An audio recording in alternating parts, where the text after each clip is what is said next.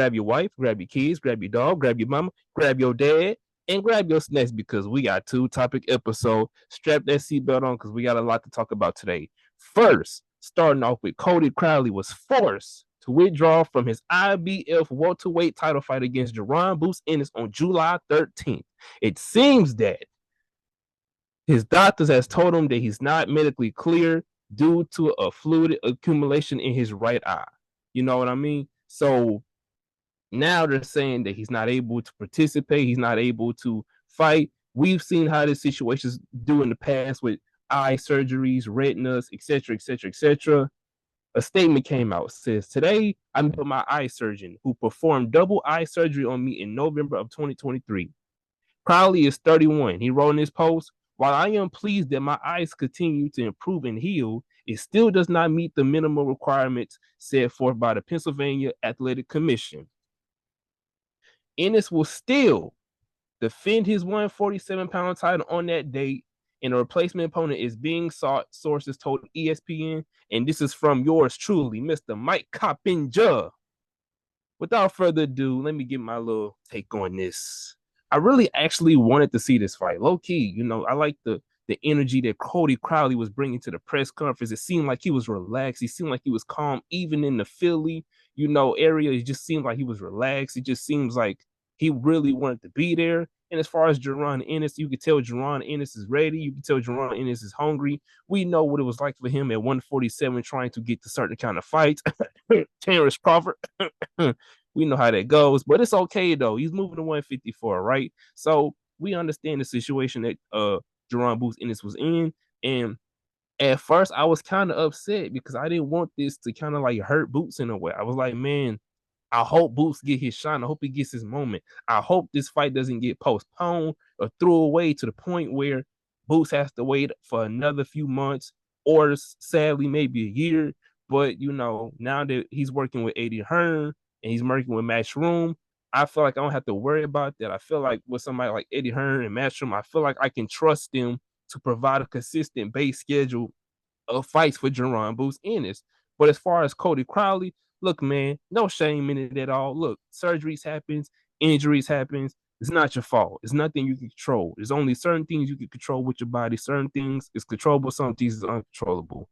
Things with your eye, we've seen stuff like that in the past with Earl Spence Jr. Earl Spence Jr. had a detached retina, and we saw how that went. He had to have surgery. So by any means, this should be no form or shape of upset on behalf of Cody Crowley's part. Look, man, just recover, heal. You know what I'm saying? Then once you're clear, get back into the mix and do what you got to do. Salute to you. As far as Jaron Ennis, I know Jaron Ennis is hungry. He's more hungrier now because now I feel like the more and more these situations happen, the more and more we have to hear fans saying he hasn't fought anybody. And I know it gets to Jaron Ennis is because he really wants these fights. So I'm just currently sitting here patiently waiting to see who they throw in front of Jaron Ennis. But I've said a lot. Let me pass it over to you, Mario. What's your thoughts on this whole situation? And what's your thoughts on the mystery opponent that they may have set up for Jaron Ennis? I'm getting tired of these eye surgeries, man. I'm getting tired of these eye injuries. And look, I want to say this right now. It's unfortunate for Crowley because a lot of people were saying that Crowley is a very difficult matchup for Boots Ennis. A lot of people were saying, look, Crowley's no joke, and he could be a guy that definitely gives Ennis pressure. And so, with that being said, now we got to shift our direction towards somebody else. And Stanionis could be one guy, obviously. Mario Barrios could be another one. Everybody keeps forgetting about him. Connor, Ben, David Polynesian Sauce that Breezy calls him, or David Avanesian. He could be another one. I mean, I'll say this. If you're going to go Cody Crowley, I feel like the guy is going to be below Cody Crowley. So I feel like whoever they pick is going to be not at the level of Cody Crowley because they got to fill that fight up so bad. It's not going to be to the severity of like, if y'all ever saw like Rocky 1, when Apollo's opponent backed out and he had to pick a guy. So he went through a book of a bunch of random boxers. He was like the Italian stallion, Rocky Balboa. It ain't going to be like that. All right. But he's going to fight somebody who's not on the same level as Cody Crowley. I think it's going to be David Evanesian. That would be my guess. I think it's going to be him. You know, I feel like we haven't heard a lot from him. The last time he fought, he had a win on December 20th. So he actually fought not too long ago. I didn't even realize he fought, but I feel like that would be the guy right there. I think that is going to be the guy that Jaron Boots Ennis is going to fight. Maybe Mario Barrios. I would like to see him go up against Mario Barrios because let's be real. Jaron Boots Ennis has been looking really good against everybody he's fought, but I still don't think Boots Ennis has had that one guy that can compete with him. You know, and I believe Cody Crowley was going to be the guy to give him a real good fight. At the end of the day, I thought that Jaron Boots Ennis was still going to come out on top, but Cody Crowley could have gave him definitely a very competitive fight where we start questioning what he can do in that 147-pound division. It's not going to be Conor Benn. Conor Benn's just too big of a name. You scroll down the list, Brian Norman Jr. could potentially be one guy, but I don't think he's going to be there. So when you really look at it, man, I got to be honest. I mean, Avanesian or Mario Barrios, those would be my two guesses. Now, I do hope that down the line, Crowley and Jaron Boots Ennis get it on because I do think that was going to be a very interesting fight. Obviously, I really do like the way Boots Ennis fights. He reminds me of Roy Jones Jr. And if any of y'all haters are talking about how he's not even close to Roy, why don't you go look at their fights and then you come back and you tell me? Because I'm telling you, he is almost a carbon copy of Roy. The only difference is Roy was a lot quicker. And I mean, look, that is high praise because Roy Jones Jr. was considered perfect in his prime. He was the closest thing to perfect. So when you really look at it, this is very unfortunate. It's very difficult for us to swallow. I don't understand why these guys keep going through eye problems. You know, first it was Tim Tszyu, and now it's Cody Crowley. I mean, I'm gonna be honest. If you're not 100% sure that you can fight, these fights shouldn't be made.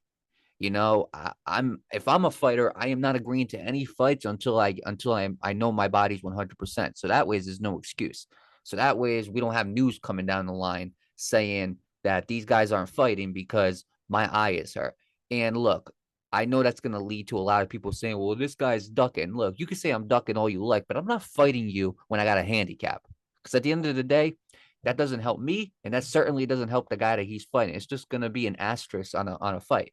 So I hope that Cody Crowley has a speedy recovery. I hope that he is able to recover quickly so we can get this fight because this is a fight I definitely want to see. Now, in case y'all thought that was the end of the episode, okay, and since I already see you guys. Don't think I don't. I see you trying to stop this episode and trying to go to somewhere else. You take that finger, you back it up, all right? Because we got more news to come. Claressa Shields is planning on becoming a heavyweight champion. Look, she's done so many things in the sport of boxing, Breezy. You know it. I know it. She's done so many things in this sport. They call it a GWOAT. You know what I'm saying? And she's going to try to extend that legacy. So with that being said, let's get straight into it. Claressa Shields, she is going to take her pitch at becoming a world heavyweight champion. But first, she has to go through her next opponent. Claressa Shields is back in boxing, and this opponent is going to be Vanessa Lepage Joanisse. Excuse me if I pronounced that wrong. A little bit on her. Obviously, Claressa Shields 14-0, 2 knockouts. Lepage Joanisse, she is 7-1 with 2 knockouts. And this fight is going to be happening in Detroit, Michigan. Now, in case for y'all who don't know, Claressa Shields, she is from Flint, Michigan. So those two aren't far apart. Obviously, Claressa Shields, she's always been, look, we can say what we want about Claressa Shields. We could talk about how corny she is. By the way, Claressa Shields, stop calling out Keith Thurman, stop calling out Ryan Garcia, and stop calling out Tank Davis. But with that being said, we can talk about how corny she's been. You know, we could talk about how we don't agree with everything she's saying, how she could be loud and all that type of stuff. But one thing you can't deny is it's her and Laila Ali as the two greatest women's boxers of all time. I mean, what they have done in the sport of boxing is incredible. I mean, a multiple undisputed champion. This is a woman who has won 2 Olympic gold medals. I mean, she's done everything there needs to be done in the sport of boxing. If Claressa Shields retired today, she'd be a first ballot Hall of Famer, and it's not even close. Now, I'm going to be honest with y'all. Y'all ain't going to like this opinion, but I'm going to say it right now, okay? Claressa Shields is second all time on my list as far as women boxers. I'm sorry, she does not step ahead of Laila Ali as of right now. But let me tell you something. If Claressa Shields can become a heavyweight champion, oh, I got no choice but to give Claressa Shields that GWOAT title. I know a lot of people think she is the GWOAT. And look, there is a big argument. A lot of people are going to say she surpassed Laila Ali already. I'm gonna be honest with y'all. I still think she's got a little bit left to go. I mean, I think we got to check the resume. 24-0, 21 knockouts for Laila Ali. Laila Ali was her. Claressa Shields is her. But this right here, this is crazy. I mean, to go from middleweight Breezy to heavyweight is wild. And on top of that, I could have sworn they were going to talk about her and Alycia Baumgardner having a women's boxing super fight. I could have sworn that was on the table. They've been going back and forth. They've been talking all this junk. They met on that plane. They had the interaction. They were at that one fight in for their zone, and they were just in each other's face. I thought this fight was going to happen. Both their zone fighters. I couldn't see why this fight didn't happen. I'm gonna say this though. Claressa Shields, if she goes after this heavyweight fight, then I don't want to see her fight Alycia Baumgardner, and I'm gonna tell you why. We've seen it in the past with guys who jumped up in weight. For instance, Roy Jones Jr., he jumped up. He did the weight classes. He jumped up, went to heavyweight, won the heavyweight title. And then what did he do? He dropped 25 pounds and he went back, and we could tell his body wasn't the same. I don't want to see that for Claressa Shields. I don't want to see her fight a heavyweight and then drop another 20 pounds and go and fight Alycia Baumgardner, because Alycia Baumgardner is going to be ready. Alycia Baumgardner is going to be in fight shape. Claressa Shields might not be. That is a significant drop off, just like this is a significant leap in weight. And so if this fight happens, dude, I don't want to see her fight Alycia Baumgardner. I think you should go a different route there. Now, obviously, somebody as accomplished as Claressa Shields doesn't need to do this. She could retire today. And again, there's a good argument that she is the greatest women's boxer of all time. It's her and Laila Ali in that picture, like I said before. But she's doing it because she wants to cement that legacy. And I respect that. And look, again, we can keep on saying all the things we want to about Claressa Shields, but the one thing that you cannot deny is this is greatness that we're watching. We talk about all the great female athletes, Serena Williams, Allison Felix, at one point, Ronda Rousey. We talk about all these great female athletes and these great trendsetters.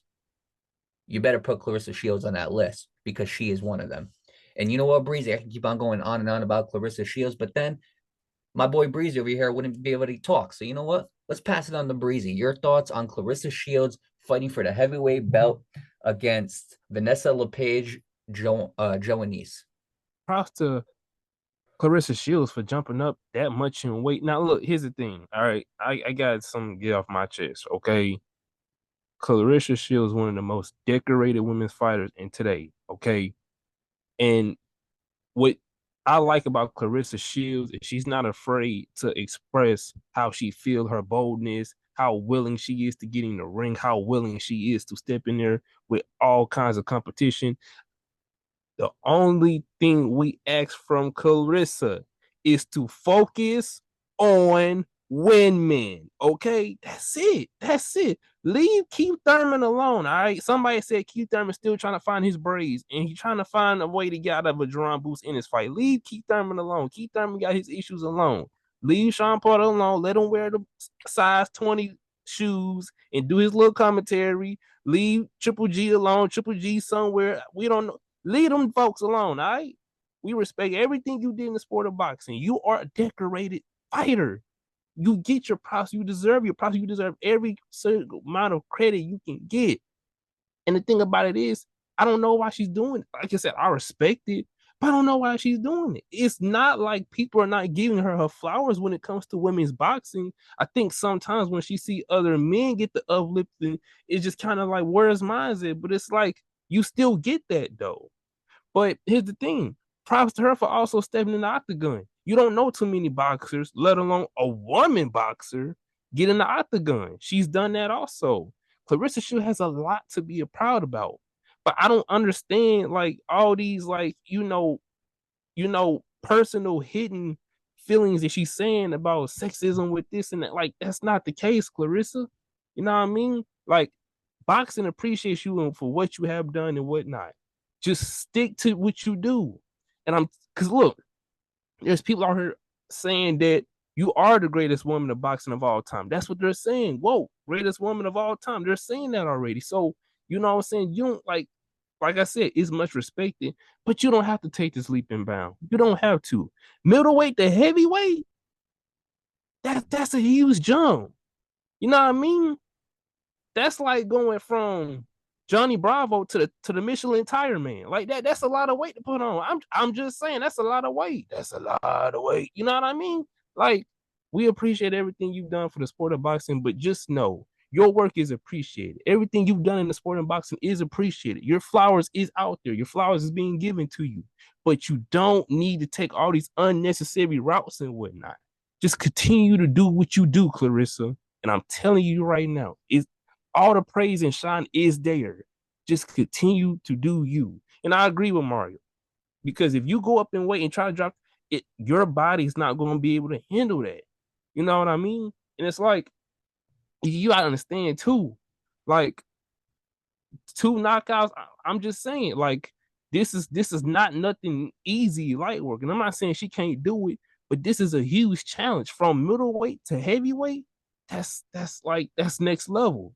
So, hey, props to Claressa Shields. Much respect to Claressa Shields. And just know your work is very much appreciated in the sport of boxing. Okay. You don't gotta keep going on tirades talking about Sean Porter, Keith Thurman, keep once upon a time, once upon a book in the library type Thurman. You ain't got to keep doing none of that. All right. Once upon a time is once upon a time. We're in 2024. Claressa Shields, you're established. Okay. Remember that. 2-time gold medalist, 2-time undisputed champion. She's the first ever U.S. boxer to win back-to-back gold medals at the Olympics, 2012 and 2016. 3-division champion, junior middleweight, and super middleweight. I mean, she's making a big jump, and I respect her trying to chase that greatness. All I'm saying is this: I'll say this. I want to clarify. I don't disagree with her for taking the jump. I will disagree with her if she decides to come back down. You can't do that. That's just not right for your body. If you're gonna make that jump, then you need to stay there. You know what I'm saying? You either need to stay there. Maybe you drop to the next weight division below, but you can't go back to super middleweight. You can't do it. It's just not healthy. You know, we saw what happened with Roy Jones Jr. I don't want Claressa Shields to go through that, you know? You jump up in weight, you take your chance, and those girls are big at heavyweight. Let me tell you something. Those girls are huge at heavyweight. I'm going to be honest, Breezy, it's a big risk. I mean, it's a very, very big risk. I think Claressa Shields can handle herself. You know what I'm saying? I think she can handle herself. But if you're going to go to heavyweight, you cannot come back down. And I do respect women's boxing. I do respect a lot of these women's boxers because, I mean, they got accomplishments that only the men can dream of. You know what I'm saying? Claressa Shields, before we talk about Terrence Crawford, Alexander Usyk, Naoya Inoue, Claressa Shields is doing it before either one of them were. You know what I'm saying? I mean, amateur-wise, she's a legend. Professional-wise, she's a legend. And on top of that, she's even going into MMA. I mean, Claressa Shields is a badass, bro. I'm saying that right now. She is a badass. Do I think sometimes this whole fighting the men stuff can go to her head? 100%. Don't get me wrong. But let's not ignore it, man. She is a badass. She is a well-accomplished fighter. She is the #1 pound for pound women's boxer right now on the planet, and it's been that way for a very, very long time. There's been female boxers who have came close to her: Katie Taylor, Amanda Serrano, Alycia Baumgardner. You know, we can name them. We can go on and on, Breezy, but she is the one constant. She is the one that's never lost. She is the one that has proven that she is the champion of she is the face of the women's boxing division, and it's going to be that way until she retires. So I do wish her the best of luck. You know, we're definitely going to report on that fight when it happens, and I just can't wait to see it, man. You know, I can't wait to see Claressa Shields chase more greatness than what she's been chasing. You know, I can't wait to see it. And again, if she wins the heavyweight belt, she's undeniably the GWOAT. Okay, she's above Laila Ali. I think that puts a stamp on it, and there's nothing that I or anybody else could say.